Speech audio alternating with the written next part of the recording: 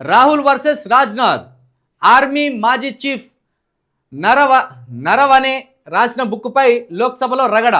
ఇండియాలోకి China army ప్రవేశించినట్టు బుక్లో ఉందన్న ప్రతిపక్ష నేత. బుక్పై ఓ మ్యాగజైన్లో ప్రచురితమైన కథనాన్ని చూపుతూ నిలదీత. పబ్లిష్ కాని బుక్ను ఎలా పరిగణలోకి తీసుకుంటారన్న రాజ్నాథ్. కల్పిత విషయాలతో సభను తప్పుదోవ పట్టించొద్దన్న అమిత్ షా. సభను రోజంతా వాయిదా వేసిన speaker Om Birla.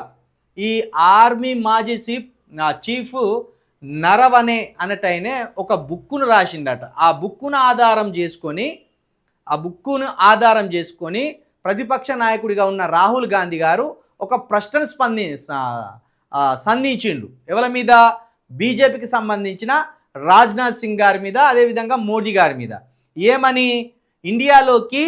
India border దాటి చైనా ఆర్మీ మన భూభాగంలోకి వచ్చి మన భూమిని ఆక్రమించడమే కాకుండా కొన్ని ఇండ్లను కూడా అక్కడ కట్టింది అని బుక్కును ఆధారం చేసుకొని రాహుల్ గాంధీ గారు ఒక ప్రశ్నని వేస్తే రాజ్నాథ్ సింగ్ గారు ఏమంటారు? అసలు ఆ బుక్కే పబ్లిష్ కాలేదు, ఇంకా మార్కెట్లోకే రాలేదు.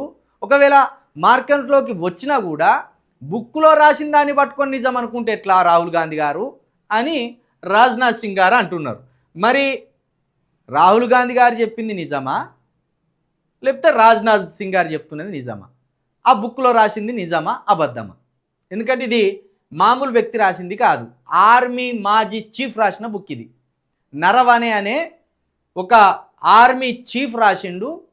మన భారత భూభాగంలోకి విశ్వగురు హయాంలోనే, విశ్వగురు గారు ప్రధానమంత్రిగా ఉన్న సమయంలోనే, బత్తాయిలందరూ జ్యూస్ పిండుకుంటున్న సమయంలోనే చైనాకు సంబంధించిన ఆర్మీ మన భారత భూభాగంలోకి చొచ్చుకొచ్చి అక్కడ కొంత భూభాగాన్ని కూడా ఆక్రమించింది అనేది చెప్తున్నారు.